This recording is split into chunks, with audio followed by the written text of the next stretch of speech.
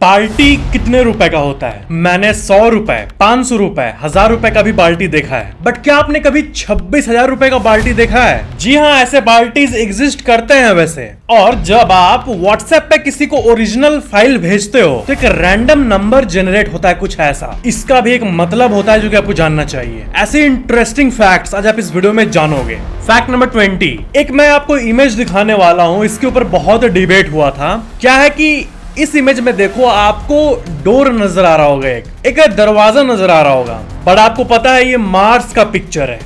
अब क्या है कि मार्स का जो क्यूरियोसिटी रोवर है उसने एक इंटरेस्टिंग सा इमेज कैप्चर किया, ये वाला। ऐसा लगता है कि ये कोई बनाया हुआ डोरवे है और अंदर कुछ मिस्टीरियस होगा।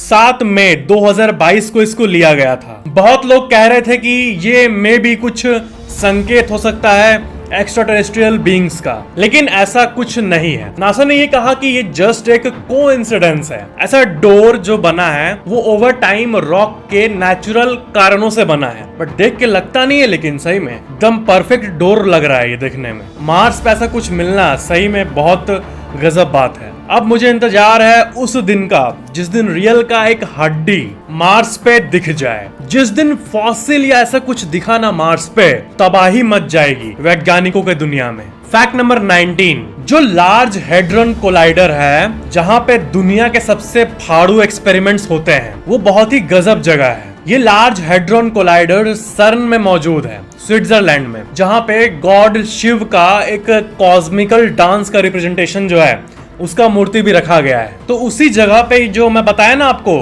पेंटा क्वार्क बना रहे हैं और टेट्रा क्वार्क बना रहे हैं। जी हाँ, पेंटा क्वार्क, टेट्रा क्वार्क, अलग अलग टाइप के एक्सपेरिमेंट्स किए जा रहे हैं। और गॉड पार्टिकल, ये सब जो चीजें हैं सबकी एक्सपेरिमेंट्स यहीं पे होती है। यहाँ पे लिटरली 2 एटम्स को टकराया जाता है एक दूसरे से। और आप यकीन नहीं करोगे, हर दिन ऐसी ऐसी डिस्कवरीज होती है जो कि ब्रेक थ्रू होती है। बस आप तक ये न्यूज सब पहुंचता नहीं है। टीवी खोलोगे तो ये वो पॉलिटिक्स ये वो रहेगा। इंडिया में तो साइंस न्यूज तो आता है नहीं, कहां से पता चलेगा। बट विज्ञान के नाम पे जो सबसे बड़ा एक्सपेरिमेंटल स्थल है वो स्विट्जरलैंड का लार्ज हेड्रॉन कोलाइडर है। फैक्ट नंबर 18, क्या आपने कभी एक सिंगल एटम का पिक्चर देखा है? आपने ऐसा आर्ट तो देखा ही होगा कि हाँ ये एटम है, एटम एटम एटम एटम 1000 बार सुने हो, लेकिन एटम का रियल पिक्चर देखा है? जूम्ड स्टेट में नहीं, बल्कि एक नॉर्मल फोटो में भी एटम क्या दिख सकता है? इसका आंसर है हाँ। पहले इन आर्टिकल्स को अपने स्क्रीन पे देखो। ये जब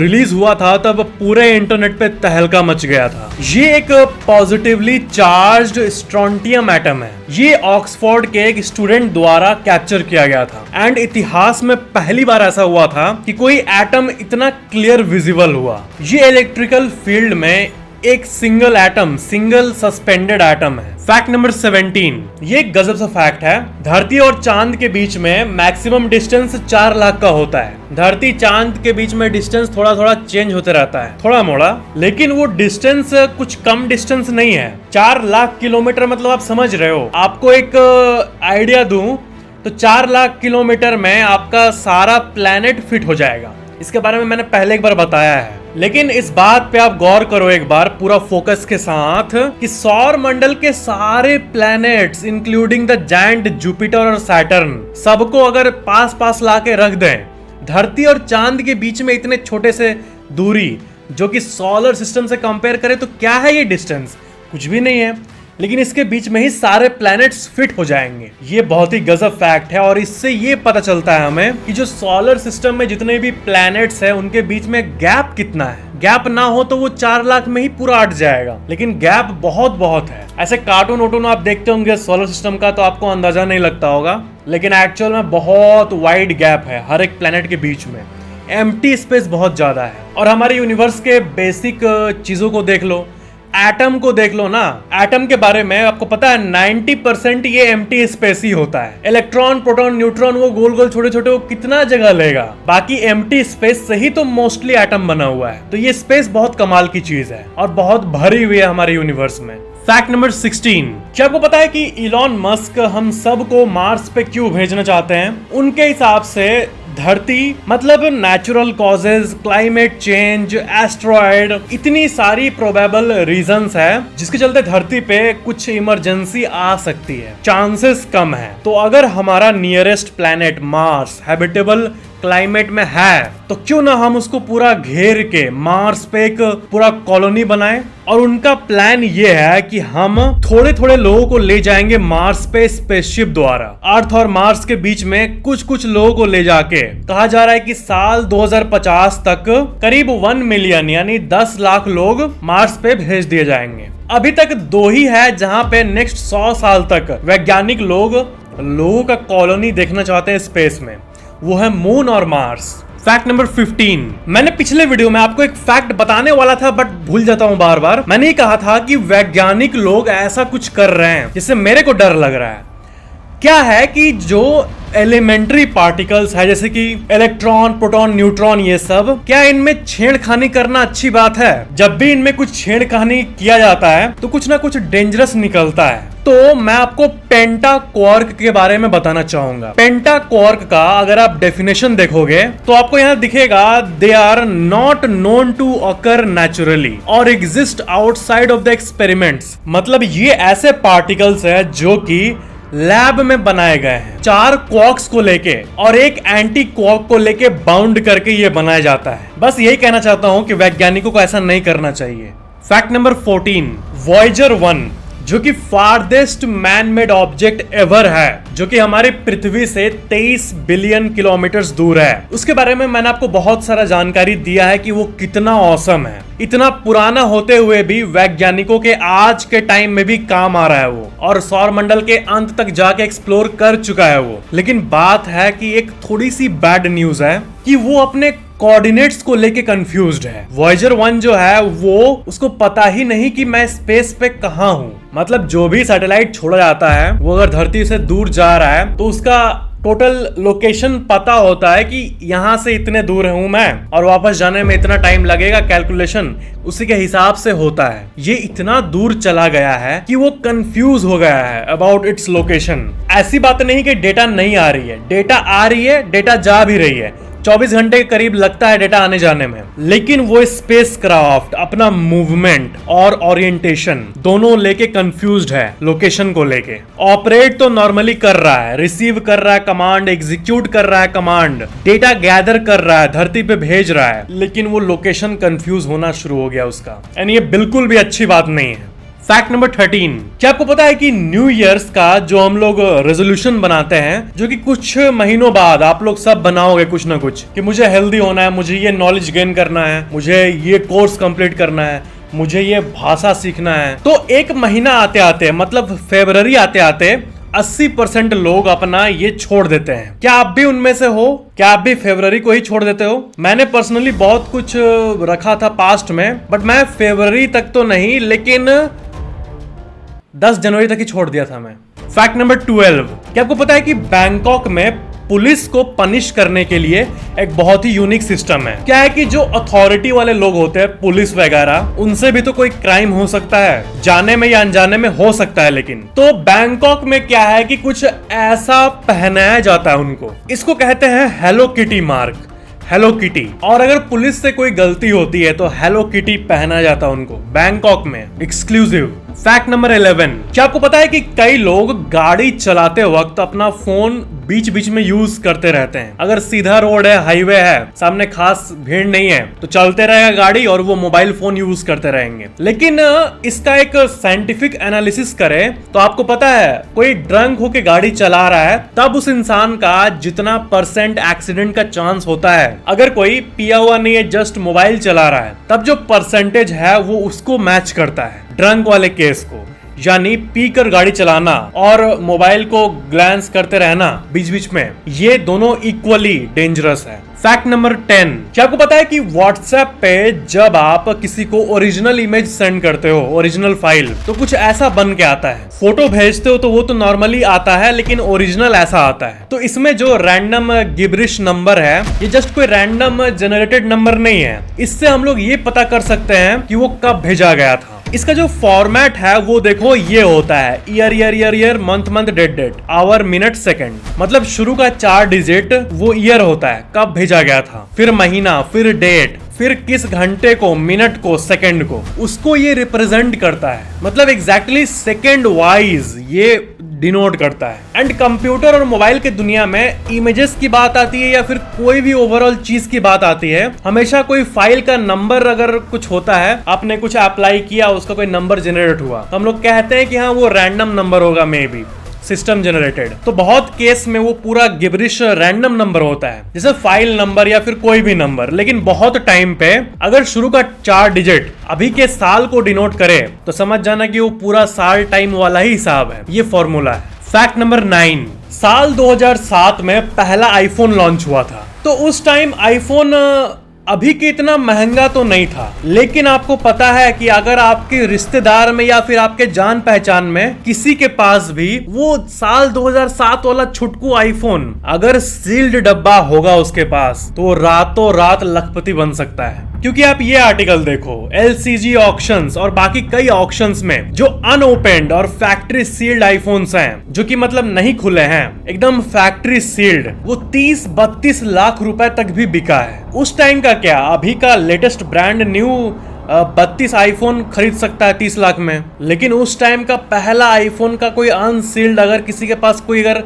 खरीद के रख लिया होगा, अलमारी में होगा ना, तो सही में उसका लक चमक जाएगा। तो ऐसी चीजों को हम लोग को देखते रहना चाहिए। पुराने कॉइन्स हो गए जिसके बारे में मैंने आपको बताया है, उसको ऐसे ही नहीं है, वो सबका वैल्यू हो जाएगा बाद में। कोई कॉइन 2000 साल में बना है, लिखा रहता है 2000, 2001, तो 2050 या 2040 में वो 20-30 लाख या 50 लाख के घर के दाम के बराबर बिकता है कलेक्टर्स के पास। और बाकी आईफोन देखो, अनओपेंड सील्ड, वो कितना का आईफोन होगा, 30-40 हजार, उससे भी सस्ता। लेकिन ऑक्शन में देखो 32 लाख का बिडिंग। मतलब अवेयर रह के अमीर बना जा सकता है।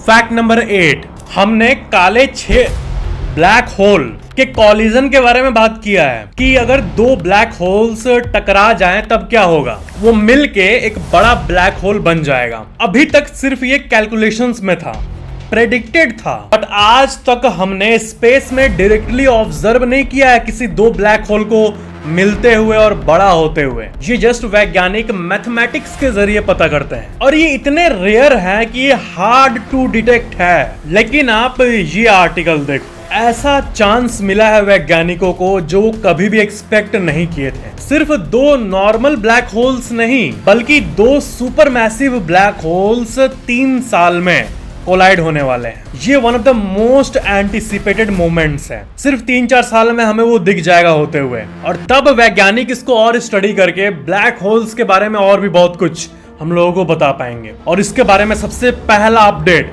आपको फैक्टेक्स पे मिलेगा। बने रहिए फैक्टेक्स के साथ। और वैसे ही जैसे ब्लैक होल में कोई चीज घुस पाती है, निकल नहीं पाती, व्हाइट होल से बहुत चीजें दूसरे यूनिवर्स से में भी आती है, लेकिन उसमें हम लोग जा नहीं सकते। लेकिन ये व्हाइट होल भी मैथमेटिकली कैलकुलेटेड है कि अगर पॉजिटिव है तो नेगेटिव भी होगा, ब्लैक होल है तो व्हाइट होल भी होगा। लेकिन अभी तक कोई रियल लाइफ में व्हाइट होल दिखना, वो अभी तक अनफॉर्चुनेटली नहीं हुआ है। भूत है तो भगवान भी है, ब्लैक होल है तो व्हाइट होल भी है, पॉजिटिव है तो नेगेटिव को होना ही पड़ेगा। अगर कोई ऐसा छेद हो सकता है जिसको जस्ट पिक्चराइज किया गया है, दिख गया है रियल लाइफ में, ब्लैक होल का पहला इमेज जिसमें कोई चीज घुस पाती है लेकिन कभी भी नहीं निकल पाती, तो उसका ऑपोजिट जिसमें कोई चीज निकलते जाएगी, कुछ ना कुछ अतरंगी चीज है, लेकिन उसमें जा नहीं सकेंगे, वो रिपेल करेगा हमें, वैसा व्हाइट होल होना ही होगा। बस दिखा नहीं, वो टेम्पोररी बात है, दिख जाएगा, होप करते हैं। बने रहिए फैक्टिंग के साथ,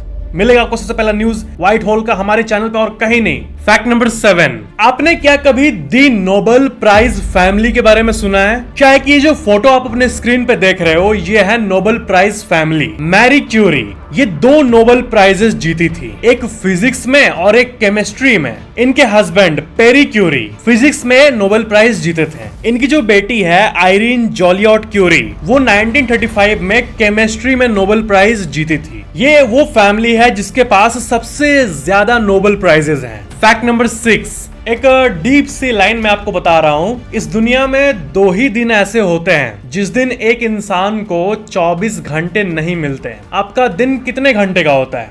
24 घंटे का जितना ये दिन होता है सबका वैसे ही होता है, लेकिन आपका 2 दिन ऐसा है जिसमें आपको 24 घंटे से कम मिलते हैं। ये कौन दिन? पहला वो दिन जिस दिन आप जन्म लिए थे, शाम के 7 बजे, दोपहर में 3 बजे। अपने मम्मी से पूछो कब आप जन्म लिए थे, तो उस दिन टेक्निकली आपको 24 घंटे से कम मिले थे। और दूसरा वो जिस दिन आप जाओगे इस दुनिया से, उस दिन भी 24 घंटे से कम ही रहेंगे टेक्निकली। मतलब एक डीप सा थॉट था, थॉटफुल थॉट। फैक्ट नंबर 5, क्या आपको पता है कि केपलर ये पहला अर्थ साइज्ड प्लेनेट हमें मिला है? मतलब कोइंसिडेंस ये है ना कि ऐसा कभी नहीं हुआ है कोई ऐसा प्लेनेट मिले जो कि धरती से सबसे ज्यादा मेल खाता हो, आज तक का सबसे ज्यादा मेल खाने वाला, तो वो यही है फॉर्चुनेटली। क्या है कि बहुत अमेजिंग कोइंसिडेंसेस हैं। पहली कोइंसिडेंस कि इसका साइज नियरली अर्थ साइज्ड ही है, कुछ किलोमीटर का अंतर है। दूसरा, जैसे कि धरती 365 दिन अपने सूरज को चक्कर लगाती है, ये 384 दिन में लगाती है, ऑलमोस्ट सामने सामने है। और तीसरी बात, इसका जो तारा है जिसको ये चक्कर लगाती है वो भी हमारे तारे के साइज के बराबर ही है।